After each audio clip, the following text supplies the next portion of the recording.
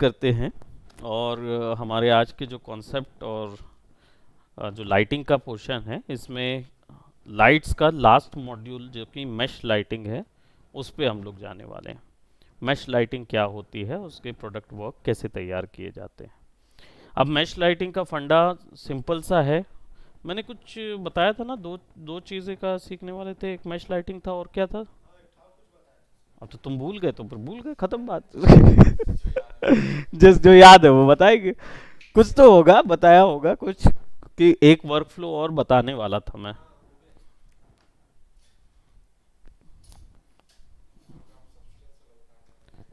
Substance तो चालू होगा, सब्सटेंस वाला तो खैर वर्क फ्लो दे भी दिया था, मैक्स के अंदर ही होता है ना। उसके लिए no comments, no comments on substance. तुम्हारा सब्सटेंस जब चालू हो, अगर तुम्हारे उसमें है सेशन में, देख लेना भाई, है ना, है तो फिर चालू करना उसको।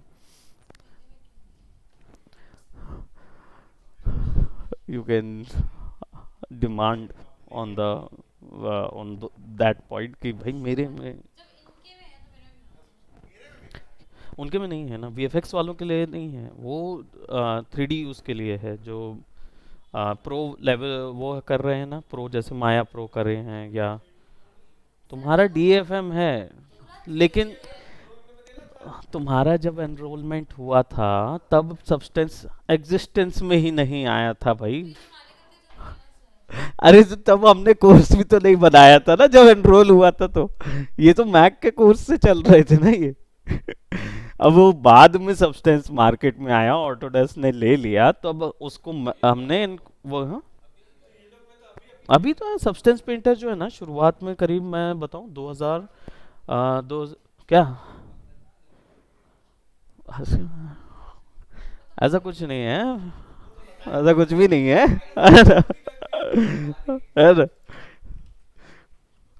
कुछ नहीं, देखो भाई सीधी बात है, कुछ समय बाद यूडेमी भी आ ही रहा है ना, यूडेमी भी आ ही रहा है, तो आपको मिलेगा ना क्यूब नाउ एट यूडेमी,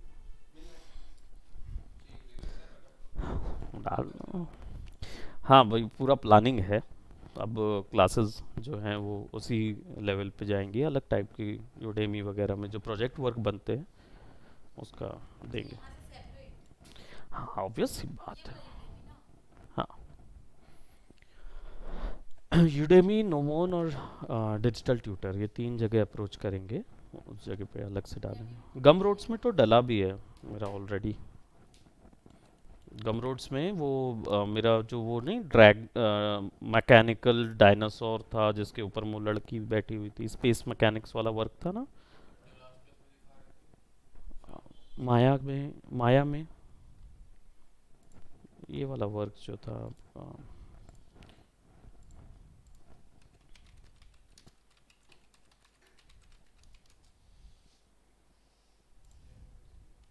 ये वाला, इसका वर्क फ्लो डला हुआ, इसका गम रोड्स में डला हुआ है।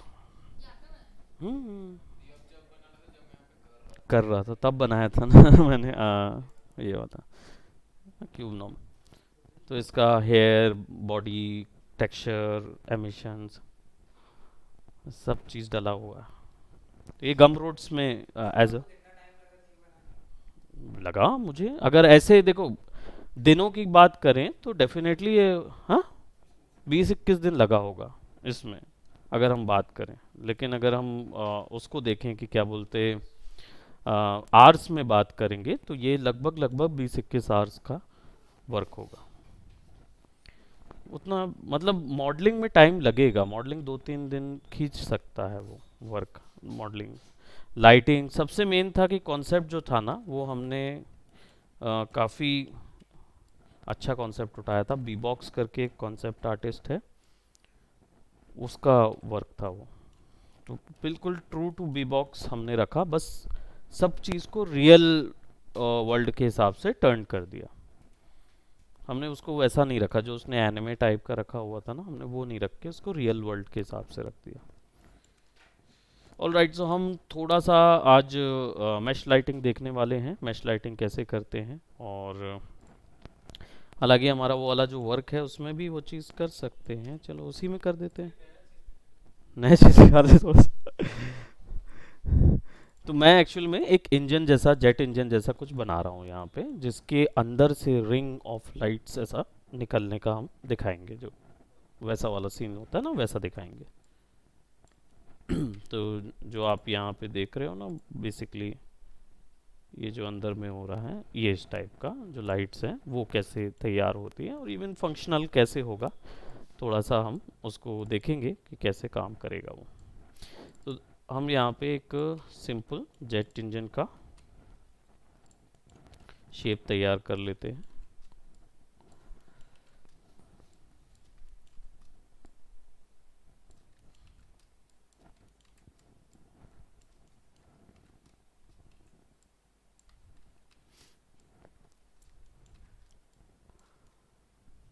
ठीक है, हमने सेपरेट रिंग्स क्रिएट कर दी इसके अंदर, और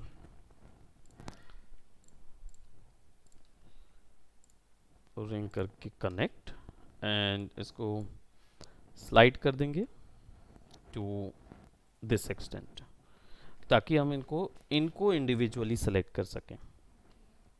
ठीक, will select and then double click, double click, double click and double click. क्यों? ताकि ये रिंग का काम करेंगे, एमिशन रिंग का, है ना। तो इसको बस सेलेक्ट करके हल्का सा बाहर निकाल लेते हैं, just so that will see the grooves also, और उसको पूरा रिंग जैसा हम कवर करें। नाउ अब अगर ऐसे हमें जेट इंजन जैसे देना है, डेफिनेटली यहाँ से लाइन खींच खींच के पाइप्स बना लो, टैंक बना लो, कुछ भी कर सकते हो, वो फ्यूल टैंक इंजेक्टिंग के लिए वो आप बना सकते हो। अब हम इसको लिट कर रहे हैं और हमें चाहिए कि ये वाले हिस्से जो हैं वो बकायदा रोशनी फेंकें, है ना। और एक वॉल्यूम लाइट का मिले वहाँ से। तो how do we do that? सबसे पहले तो इसको एक शेडर लगा देते हैं।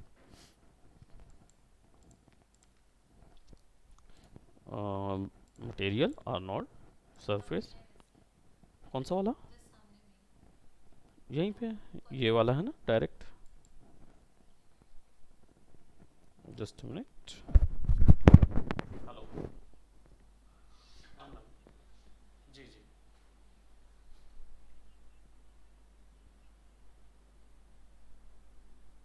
जी।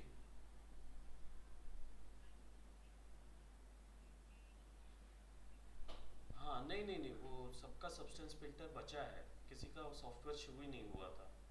तो जो साइन दिख रहा है ना, वो टेक्सचरिंग का लिखा होगा उसमें, आप देखे होंगे, है ना। तो वो टेक्सचरिंग का करके उनको मेंशन किया, किसी का हुआ नहीं है, किसी का सब्सटेंस नहीं चालू किए थे।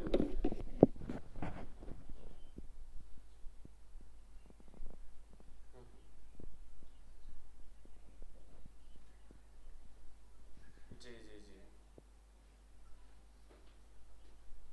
नहीं नहीं नहीं, टॉपिक में मत जाइए, मैं बता रहा हूँ ना कि सॉफ्टवेयर नहीं हुआ है। उन लोगों ने क्या है, फंडामेंटल पे साइन किया होगा, वो टेक्सचरिंग पे कर दिया था उन लोगों ने साइन। जो 3D सॉफ्टवेयर का टेक्सचरिंग होता है ना, उस पे साइन कर दिया था उन लोगों ने, फंडामेंटल सोच के, क्योंकि गेम डेवलपमेंट का है। तो गेम डेवलपमेंट में बहुत जगह आपको 3D का वो मिलेगा, next gen texturing, next gen character modelling, ऐसे टाइप का मिलेगा आपको। नहीं नहीं, गेम डिजाइनिंग वाले की बात कर रहा हूँ, जो सेशन में प्रीवियस में अपन ने निकाले थे ना, तो सब में क्या है ना, ये लोग। जी जी।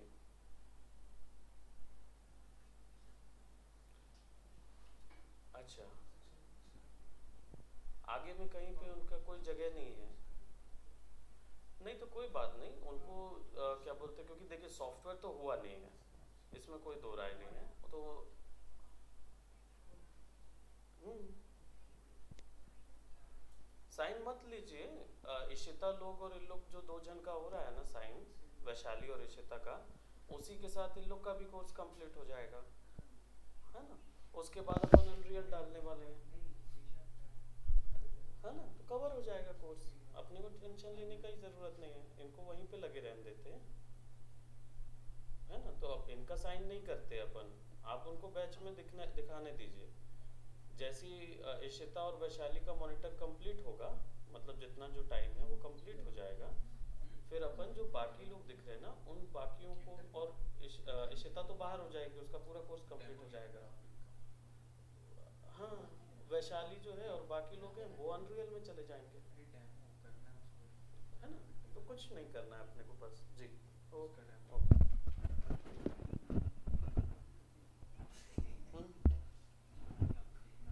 ठीक ठीक जी जी जी।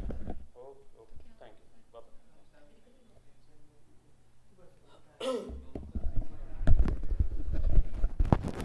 क्या? हाँ, तो हम लोग क्या है ना, यहाँ पे मटेरियल लगा देते हैं, assign material to the selection. ठीक, ये हमारा जेट का मटेरियल हो गया, जो कि आप मेटल वाला बना सकते हो उसको। अब मुझे ये अंदर के रिंग्स चाहिए रहेंगे। ठीक है, रिंग्स के लिए मैं सिंपल सेलेक्ट कर लूँगा, और ये रिंग्स जो होंगे ये एक्चुअल में ग्लो का काम करेंगे, जिनको मैश लाइट जो है सपोर्ट करेगी। मैश लाइट एक सपोर्ट लाइट होती है वो स्वयं में नहीं जलती है, वो किसी ज्योमेट्री को पकड़ के उसके वर्टाइसिस से किरणें फेंकना शुरू करती है। तो ये ऐसा नहीं होता कि वो एक जैसे आप ये जो बल्ब देख रहे हो, अभी आप इस बल्ब को देखोगे तो इसमें मैश भी ग्लो कर रहा है ना। रेड, सॉरी, ब्लू कलर का, वाइट कलर का आपका ये ग्लो कर रहा है, राइट। तो ऑब्जेक्ट जो ग्लो कर रहा है ना वो मैश नहीं है। मैश क्या है, उसके चारों ओर जो ग्लो निकल रहा है, मतलब वो एक सिलेंड्रिकल ऑब्जेक्ट से निकल रही है लाइट और वो सब जगह जा रही है, वो मैश है। ठीक है, वो मैश लाइट करती है। तो यहाँ पे हमें ये क्या करना होगा, एक एक्स्ट्रा मटेरियल असाइन करना होगा, जो कि क्या बोलते, एक बेस रेड कलर का रहेगा।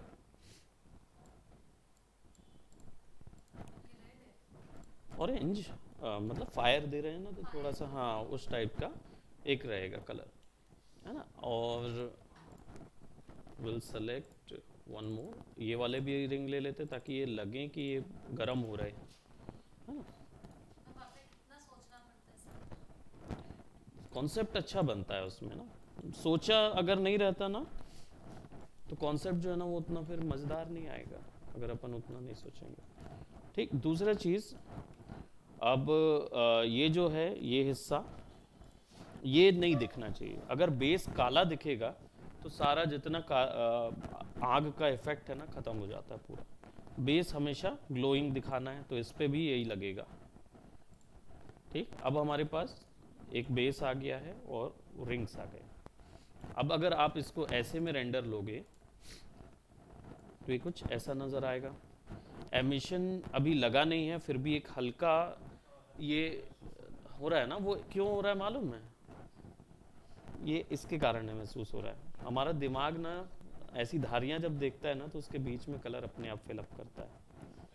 हाँ, और ये जो आपको हल्का सा ग्लो नज़र आ रहा है वो रिफ्लेक्शन भी है, क्योंकि हमने यहाँ पे ये जो लगाया हुआ है ना, ये शेडर भी लगाया हुआ है और इसमें रिफ्लेक्शन ऑन है, इसके कारण से एक हल्का सा ऑरेंजिश टिंट आएगा। लेकिन जब धारियाँ ऐसे बनाओ ना तो दिमाग जो है ना वो धारियाँ मर्ज करने लगता है, तो आपको एक हल्का इल्यूजन इफेक्ट मिलता है वहाँ पे। अब बारी आती है लाइट लगाने की। तो लाइट्स जो हैं वो सबसे पहले तो हमें एक अंदर पे ऑब्जेक्ट डालना होगा जो कि लाइट इमिटेट करेगा। तो उस ऑब्जेक्ट को हम स्फेरिकल रखेंगे।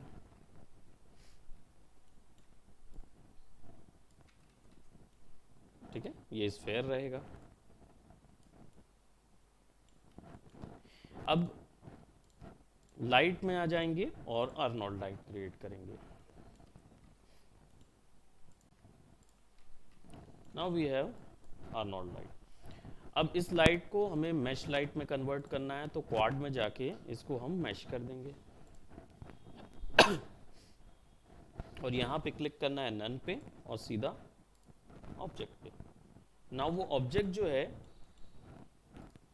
मैश पे नीचे पे एक बटन मिलेगा, इस पे क्लिक करके सीधा इस पे क्लिक कर देना है बस। तो वो ऑब्जेक्ट आ जाएगा वहाँ, कॉपी हो जाएगा स्फेयर। अब लाइट जो है वो यहां से एमिट होने के बजाय यहां से होना शुरू हो जाएगी।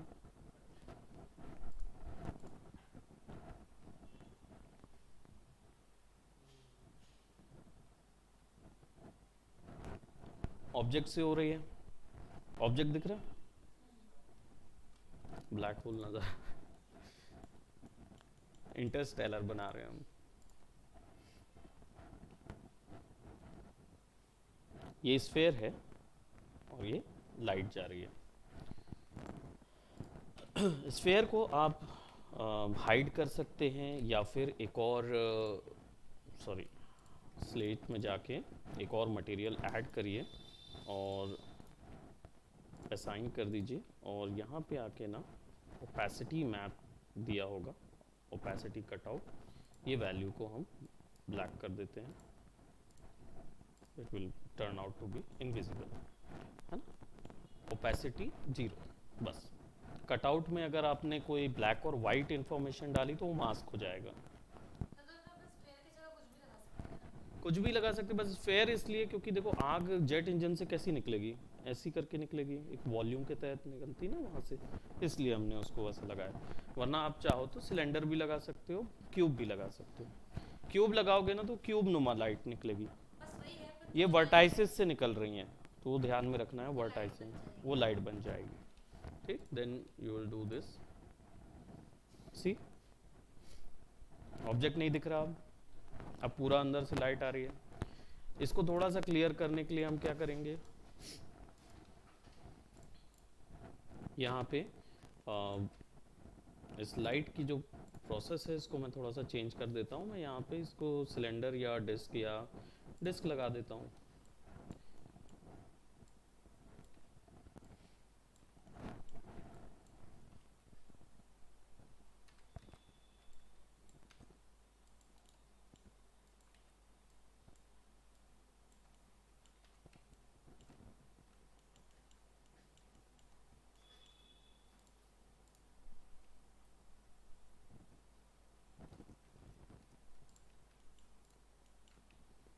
वो प्रोडक्ट का कलर और ये सब चीज़ें, मेटल का वैल्यू अपने को देना है ना, तो मेटल वैल्यू हम थोड़ी सी बढ़ा देते हैं 6, और रफनेस थोड़ी सी बढ़ा देता हूँ मैं।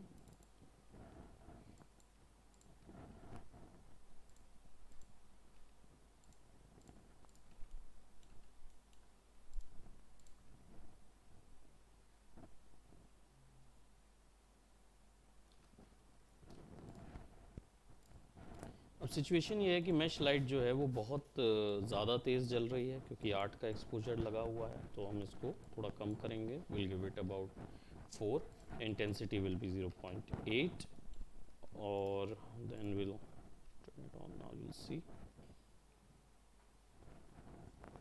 ब्लू क्यों आ रहा है, क्योंकि ब्लू कलर है ना, ब्लू कलर हमने दिया हुआ, कूल टोन दे दी, तो अब कूल टोन दे दी तो अब हमारे पास क्या आ गया, सेपरेट कलर इन्फॉर्मेशन आ गई।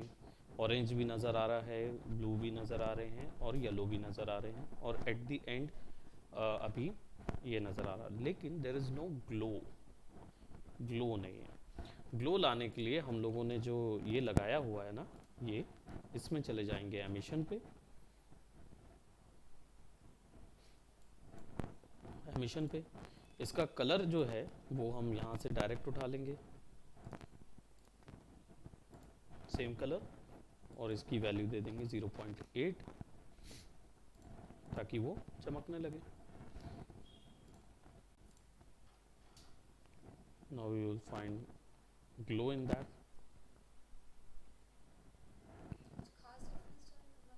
ज़्यादा नज़र नहीं आ रहा है, so let's make it 10।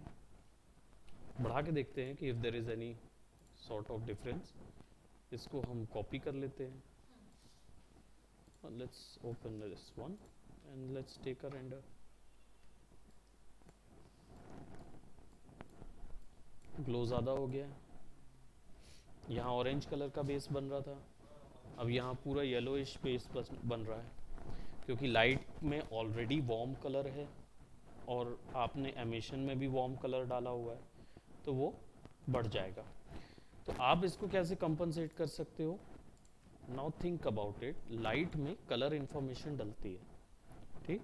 अगर आप इसको टेक्सचर पे कर दो और यहाँ से नो मैप लेके यहाँ जाके रैम्प टाइप करो, ग्रेडियंट रैम्प, तो आप रैम्प डाल पाओगे। रैम्प क्या होता है? ग्रेडियंट है, ग्रेडियंट है। तो लाइट में या जो भी वैल्यू पे आप ग्रेडियंट डालना चाहते हो इस पर क्लिक करोगे। अब ग्रेडियंट जो है वो सेटिंग्स हमें नहीं दे रहा है, सो सेटिंग कैसे मिलेगी? यहाँ इंस्टेंस, अब यहाँ पे आ जाओ और ग्रेडियंट की वैल्यूज सेट करो। इट्स प्रोबेबली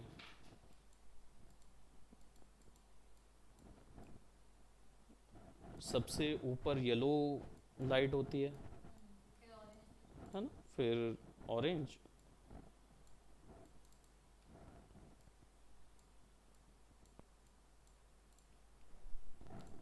सबसे लास्ट में तो ब्लैक हो जाती है, थोड़ा सा उससे ऊपर में जो रहती है वो कौन सी रहती है? ब्लू।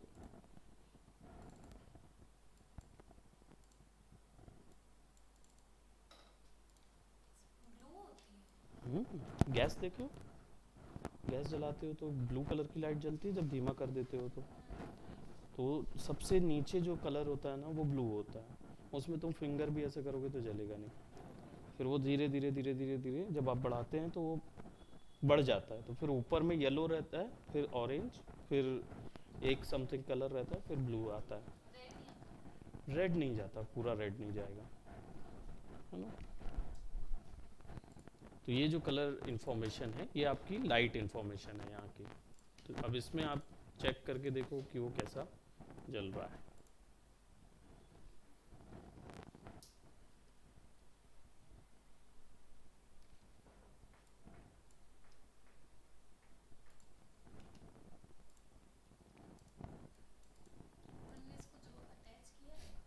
किसको? हाँ हाँ कनेक्टेड है वो, तभी तो उसमें ये रेंज आ रही है ना। आपके एमिशन आप 0 कर दो तो आपको अभी एमिशन बिल्कुल 1 है, 10 है, मतलब लाइक कंप्लीट है ना, बहुत अधिक है। अलग करोगे तो आपको अलग अलग शेड्स दिखने शुरू हो जाएंगे।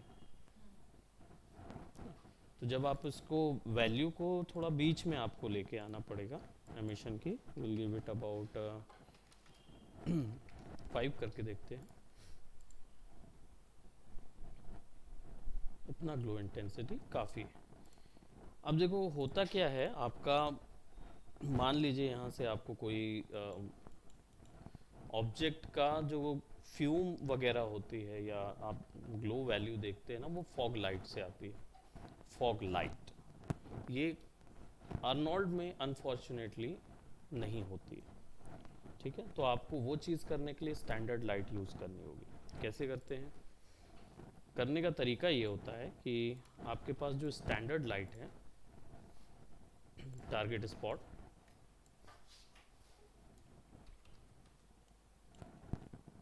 मैंने एक सिंपल टारगेट स्पॉट यहाँ लगा दिया है, ठीक।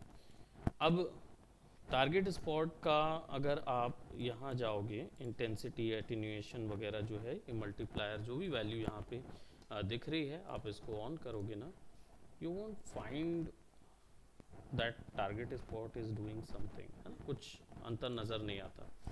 लेकिन ये आपके अर्नोल्ड में ना एक्टिव होती है। अर्नोल्ड में एक्टिव करने के लिए ये देखो ऐड करते हैं यहाँ से एटमॉस्फेयर एंड इफेक्ट्स में, यहाँ से वैल्यू ऐड करते हैं। मुझे पता है कि याद आ गया कि मैं क्या बताने वाला था, दूसरी चीज़ वो था टून शेडर। टून शेडर बताने वाला था कि टून लाइट कैसे करते हैं। हाँ टून लाइट बोला था मैंने, कि लाइट्स में 3D को 2D में कन्वर्ट कैसे करते हैं। That is what we were looking for. अब देखिए यहाँ पे मैंने एटमॉस्फेयर पे एक इफेक्ट ऐड कर दिया which is a volume light, है ना। और इसको मैं स्कैन लाइन में कन्वर्ट कर देता हूँ रेंडरर को। अब देखो लाइट दिख रहा, ये वॉल्यूम लाइट ना अर्नोल्ड में अनफॉर्चुनेटली नहीं होती है। तो आपको अगर ऐसा कोई सीन तैयार करना है एनिमेशन में, तो आपको ये 2 बार रेंडर निकालना पड़ेगा। एक बार स्कैन लाइन में स्कैन लाइन में इतने का आपने रेंडर निकाल लिया और दूसरी बार फिर आपको आर्नोल्ड में किस में होगा सर ये फिर? क्या चीज़ अर्नॉल्ड में नहीं है तो किसमें है? Scan line. स्कैन लाइन में केवल एक लाइट से तो वो लाइट निकालें। एक साथ नहीं हो सकता? दोनों एक साथ करना है तो आप वीरे में कर सकते हैं। वीरे में हो जाएगा? वीरे में मिल जाएगी आपको fog light. Lumion? Lumion? Lumion में भी मिल जाएगा। बस लूमियन है। लूमियन को ट्राई कर सकते हैं आप ये उसमें। देख लेते हैं। फॉग लाइट्स जो हैं क्योंकि ये फॉग लाइट जो होती है वो थोड़ी सी क्योंकि लाइट का पूरा एक वॉल्यूम बना रही होती है ना। आर्नोल्ड जो है वो इस तरीके की जितनी भी एबिलिटीज़ हैं उसमें नहीं काम करता। ऑटोडेस्क ने अपने डॉक्यूमेंटेशन में यही बताया है। उसने बोला है फॉग लाइट हम नहीं दे सकते हैं और दूसरा कास्टिक्स नहीं दे सकते हैं। कास्टिक भी आपको करना है तो स्कैन लाइन में करना पड़ेगा कास्टिक अलग से, या फिर एक गोबोस करके एक मास्क आता है गोबोस, गोबो मास्क।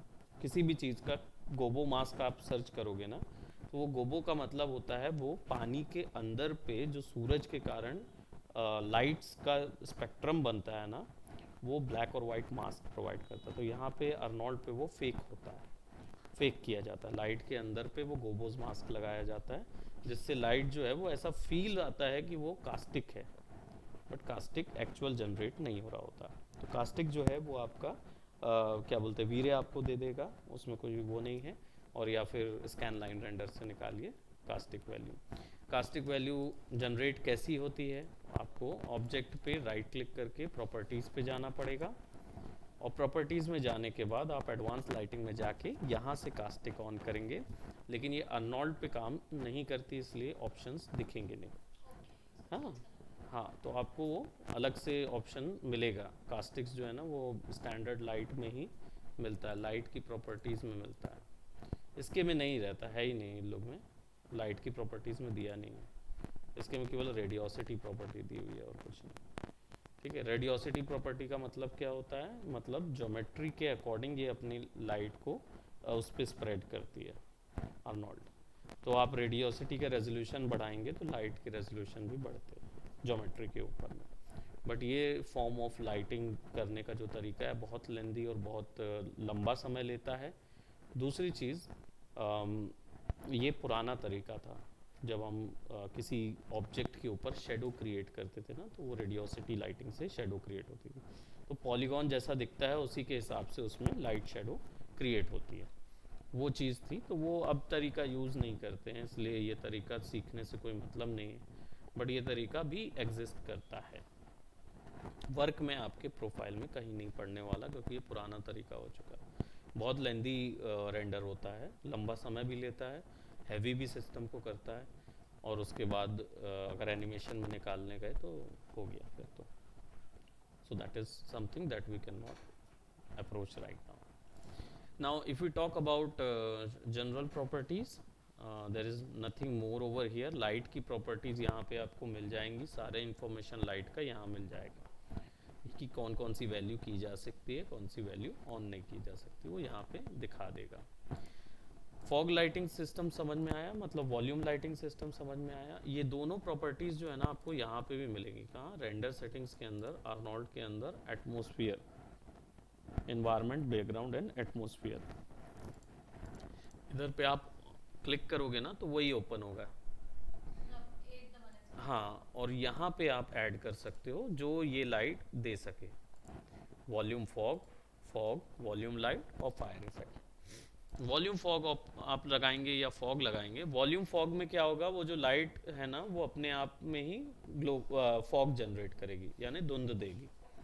और आप फॉग लगाएंगे तो ओवरऑल क्या बोलते सीन पे फॉग आएगा, है ना। तो अभी ये क्यों जनरेट नहीं कर रहा है, अर्नॉल्ड पे? बस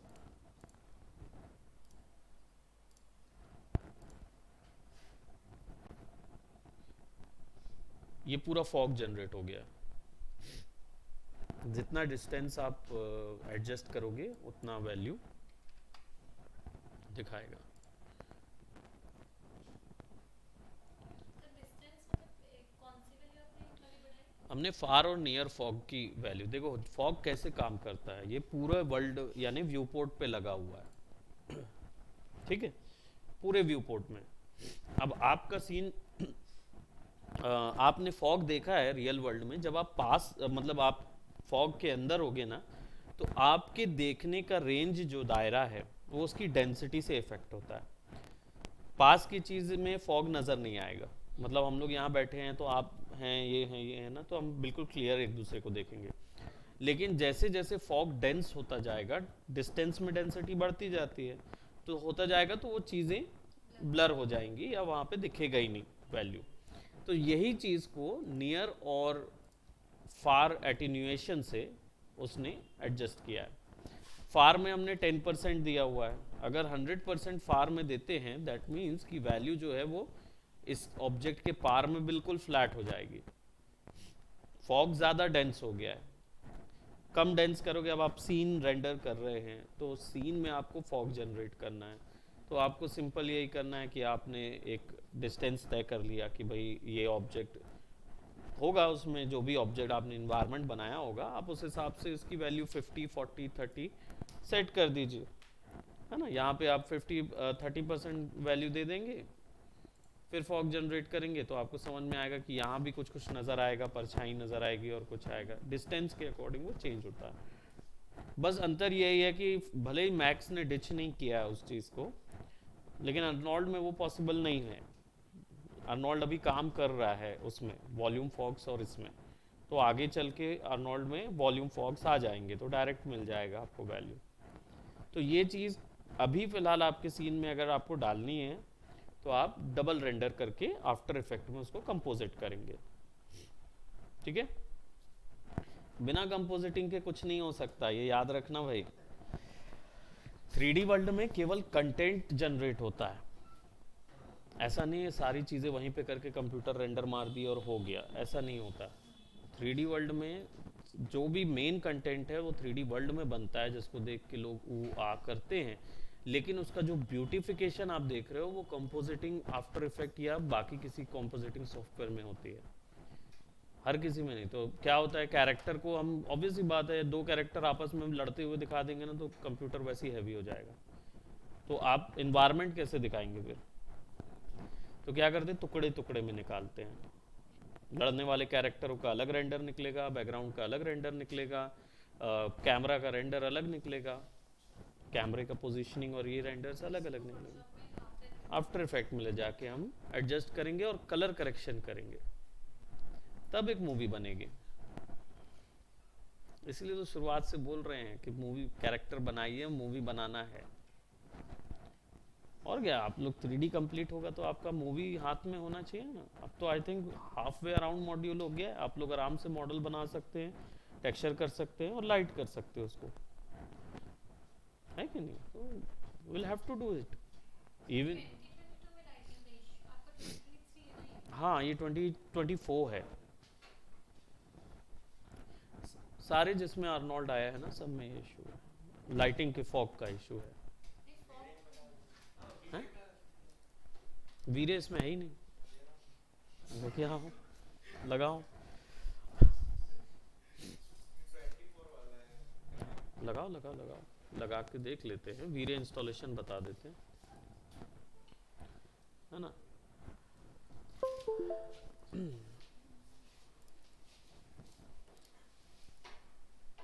यही है फाइल, यही वाला है ना।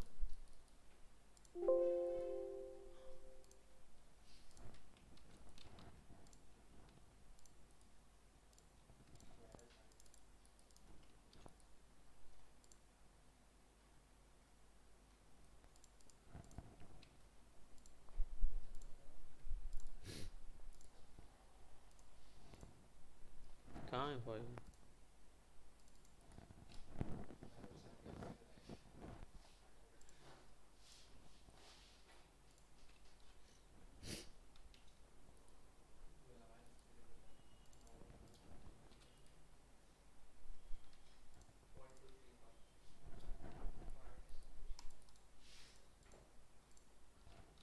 यहाँ तक समझ में आया, निकालना है कि सिस्टम में बैठेंगे तब तब देखेंगे। तब देखना है ना।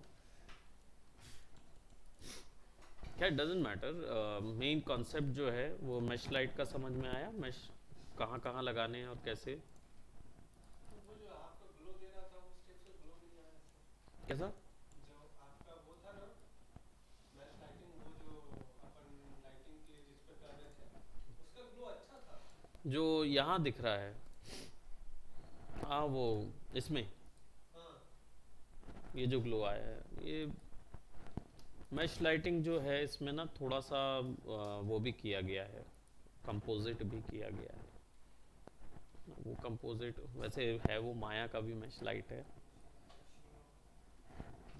उसमें भी वही प्रोसेस लगा है, क्या बोलते हैं, एमिशन ग्लो लगा हुआ है और वैल्यू को कंट्रोल किया गया है, एमिशन ग्लो ही वैल्यू लगी है उसमें। और एक मैश लाइट डाली गई है, लेकिन क्या बोलते हैं, अंदर से जो ग्लो है वो आफ्टर इफेक्ट में ले जाके भी थोड़ा सा बढ़ाया गया है। एक्सपोजर डालोगे ना, ग्लो एक्सपोजर, तो बढ़ जाएगा। कंपोजिटिंग के बिना कोई भी वर्क नहीं होता, ये कंफर्म है। दिस इज लाइक अभी चल ही रहा है, बस आधा घंटा और। सर वो एक आंख बनाने के लिए इतना दिन। एक आंख नहीं, एक्चुअल में क्या है ना, जो आप पूरी मूवी में देखते हो ना कि टर्मिनेटर का वो पूरा हिस्सा कटा हुआ रहता है, ये सब चीज़ उसमें ही होता है। आप केवल 3D प्रोडक्ट ही 3D प्रोडक्ट भी उसमें चिपका सकते हो आप। एक हिस्से को डिफॉर्म कर सकते हो, उसकी जगह पूरा फोटोशॉप में जो भी कुछ बनाया होगा वो वहाँ पे लगा सकते हो। तो केवल एक आँख हमने एक सैंपल दिखाया था कि एक आँख चेंज सर हो वो गई। रेंडर लेने में इतना ही टाइम लगता स्मार्ट वेक्टर इतना टाइम नहीं लेना चाहिए था, लेकिन वसीले मैंने है। बोल, वो पलेगा बहुत तेजी का। देखो रेंडर आप कितना, अमूमन एक एवरेज रेंडर कितना सोचते होगे, कितना लेता ही होगा आपके हिसाब से, लेना कितना चाहिए?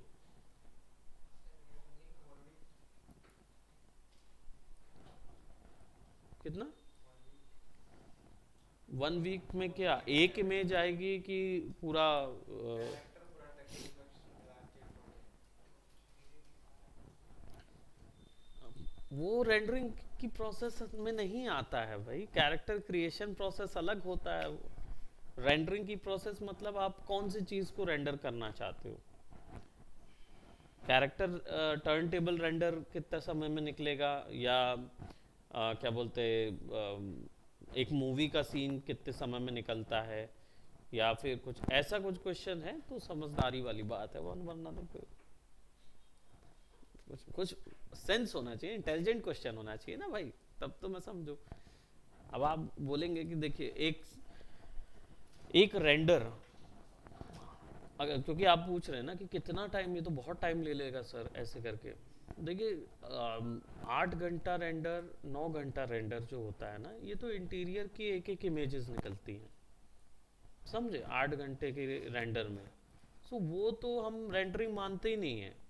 8 घंटा 9 घंटा मतलब इट इज़ लाइक नॉर्मल एक इमेज निकल रही है उसमें। तो एनिमेशन रेंडर आप सोचो कितने में निकलता होगा।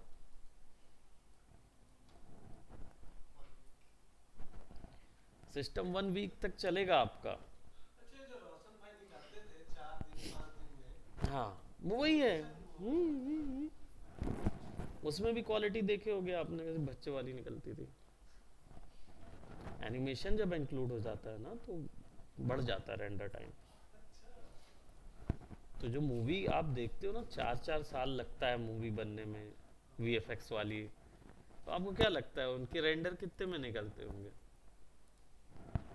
शेड्यूल्ड होता है, टाइम शेड्यूल किया जाता है, 1 महीना 2 महीना चलेगा रेंडरिंग, है ना।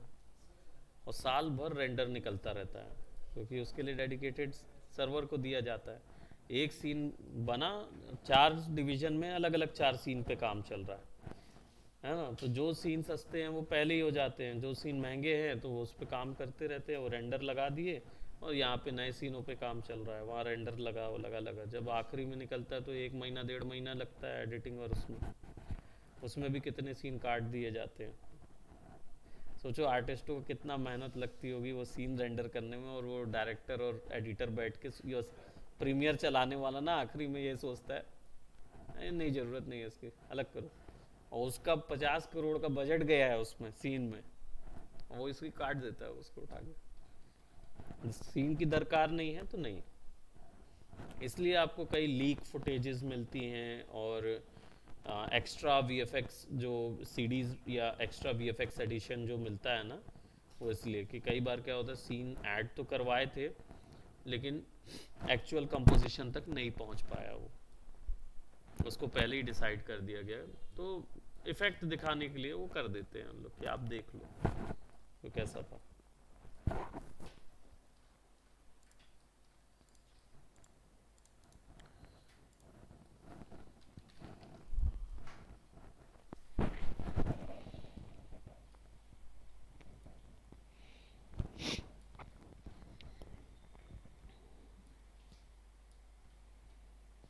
हाँ सर, मेरा जो रेंडर निकाल रहा हूँ वो क्यों ऐसा हो रहा है?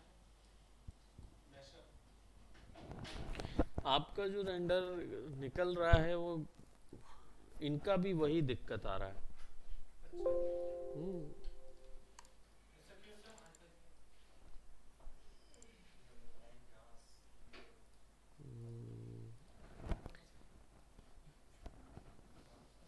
एक्सपोजर ही कम है, इसके कारण से ये हो रहा है। अब या तो आपका ये वैल्यू जो है ना, कम कर देता हूँ तो ज़्यादा अंधेरा हो जाता है, ज़्यादा कर देता हूँ तो वहाँ सब बहुत ज़्यादा दिखता है। इनका भी जो मेरा इशू है वही हो रहा है।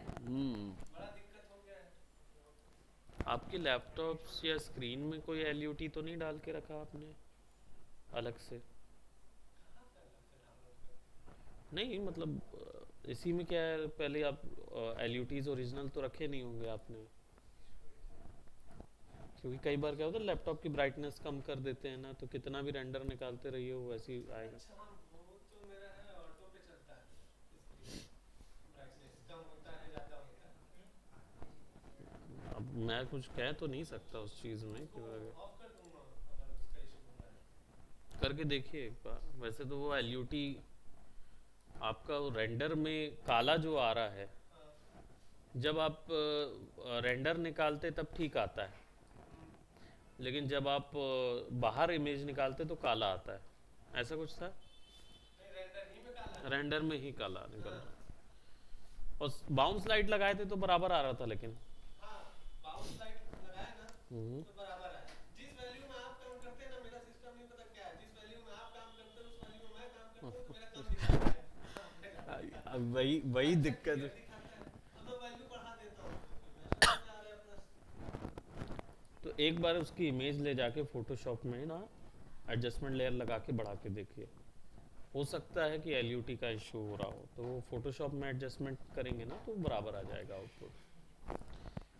अच्छा, एक और चीज़ था कि how do we take out toon shader, sir है ना? टोन अभी बता रहे हैं? टून शेडर बता देते हैं, थोड़ा सा तो है, ज़्यादा बड़ा नहीं है।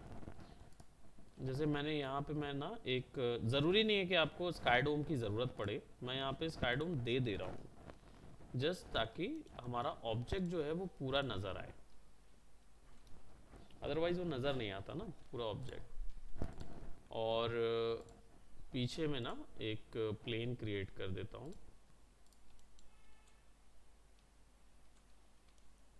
शैडो बनाना है। नहीं, बैकग्राउंड आउटपुट के लिए, मतलब आपको, क्योंकि इसके चारों ओर अगर ब्लैक आउटलाइन आएगी ना तो आपको दिखेगी नहीं, पता ही नहीं चलेगी।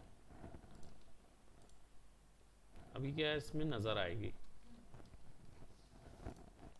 अब जो आपको टून शेडर में कन्वर्ट करना होता ना, उसके लिए आपको सिंपल यहाँ जाना होगा आर्नोल्ड में, और यहाँ जाके आपको एक तो पहली चीज़ जो आपका एटमॉस्फेयर है, सॉरी ये सैम्पल पिक्सल फिल्टर जो है इसको चेंज करके कॉन्टोर करना पड़ेगा। ठीक, ये आपका रेंडर होगा तो कॉन्टोर सिस्टम आ जाएगा इसके अंदर, लेकिन अभी इसमें शेडर ही नहीं डाला है जो कि टून में कन्वर्ट करे। तो शेडर डालने के लिए आपको स्लेट एडिटर पे जाना होगा और यहाँ पे 2D मटेरियल या आपको वो सर्च करना पड़ेगा। लेट मी सी, एआई टून सर्च करना पड़ेगा।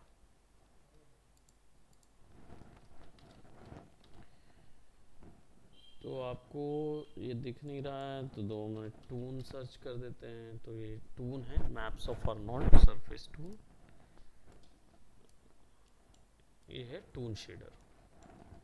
अब आप अगर ये इस ऑब्जेक्ट पे लगा देते हैं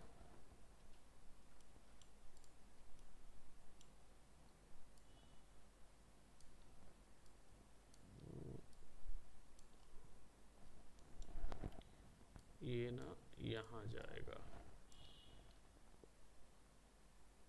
कॉन्टूर तो आपने लगा दिया है,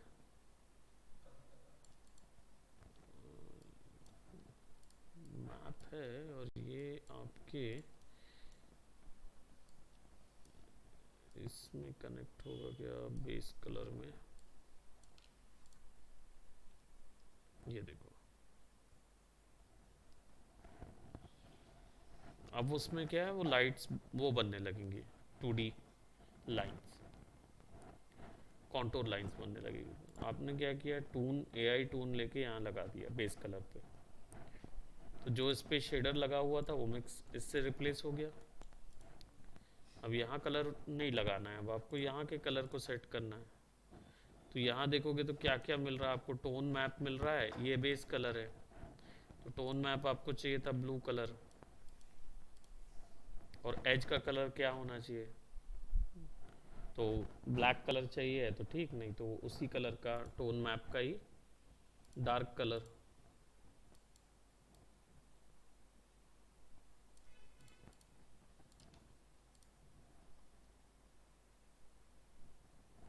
टोन मैप का तो डार्क कलर आ गया। अब बेसिकली ये जो ग्रे कलर ले रहा है आपको यहाँ कहीं से उसको ऐड करना पड़ेगा। ये है बेस कलर।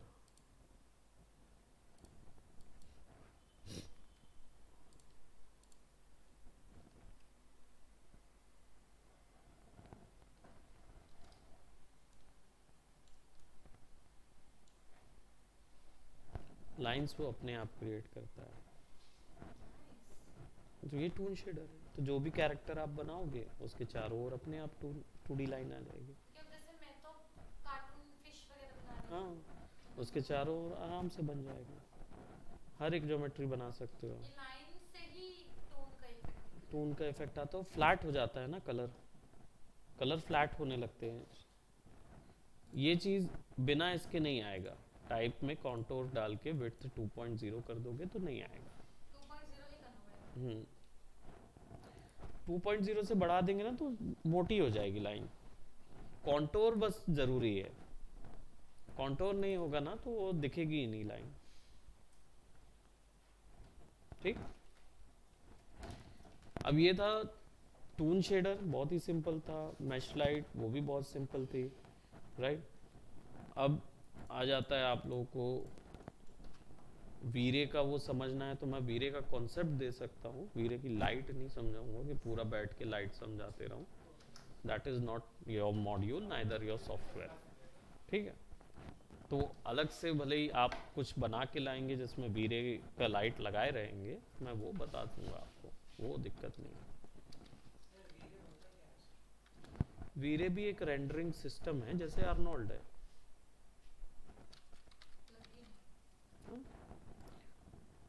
रेंडरर है, रेंडरर बोलेंगे, प्लगइन नहीं बोलेंगे। प्लगइन बोलेंगे ना तो वो छोटा चीज़, स्क्रिप्ट समझते हैं प्लगइन को, है ना। लेकिन अगर हम बोलेंगे इसका रेंडरर, तब वो समझे हाँ ठीक है रेंडरर।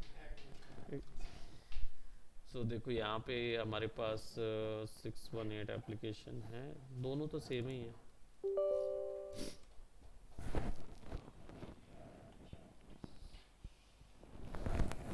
chaos वीरे,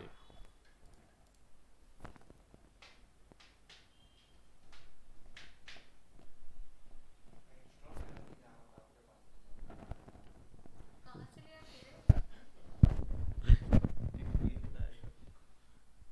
वीरे कहाँ से लिया?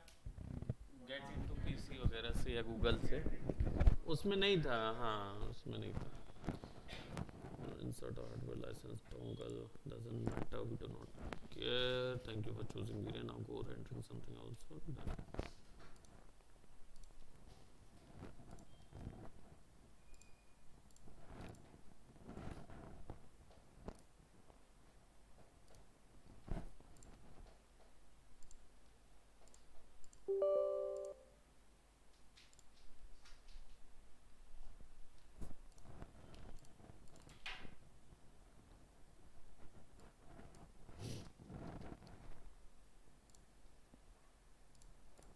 सर इसका स्टोरेज क्या है सिस्टम का?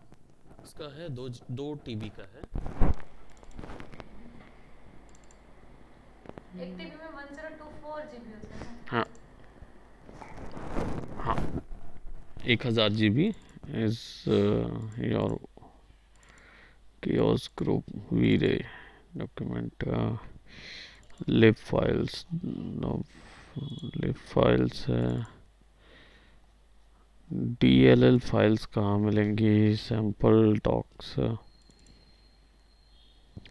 MDL फाइल है। इंस्टॉल यूटिलिटी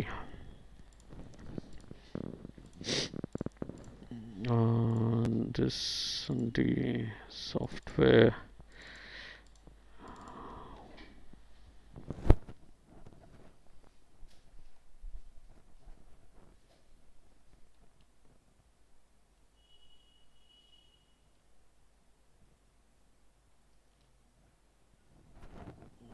ये जो है ये डालना होगा हमको यहाँ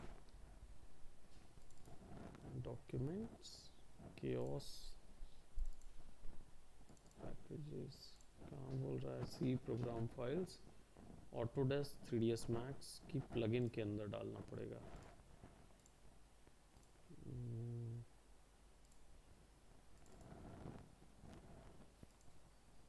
programme files Autodesk 3ds Max plugins कहाँ हैं? प्लगइन्स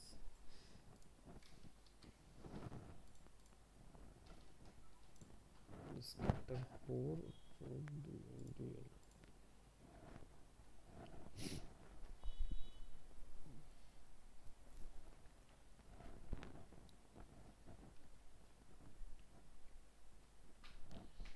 और ये कौन सा वाला है? ये है copy Veeray Max to the Veeray bin plugins dir for version 20। ये 24 के लिए नहीं है। 1 वाला जो है वो अलग है, न्यू है। Depending what you choose in the installer copy scatter core for scatter. Scatter पर डालना है। हाँ स्कैटर कोर वाला जो है ना ये कॉपी होगा, ये कियोस ग्रुप में जाएगा।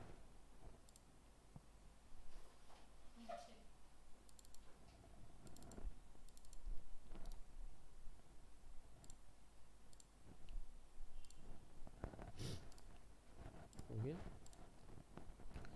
स्कैटर हो गया एंजॉय।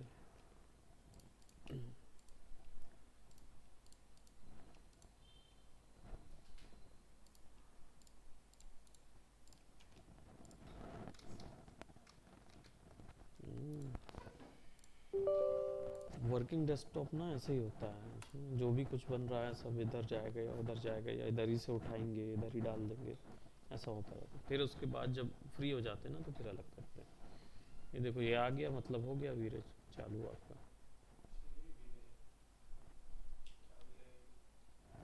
वो 2 जगह नहीं डाले होगे ना तुमने, तो कुछ मत करना, केवल वो रीड भी पढ़ लेना। हाँ? अब समझ आ गया, एक केओस ग्रुप में जाएगा। जा रहे हैं अच्छा आपका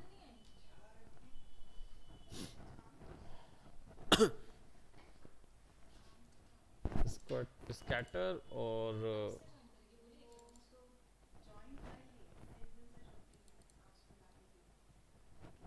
पहले आ रही थी ऑफलाइन।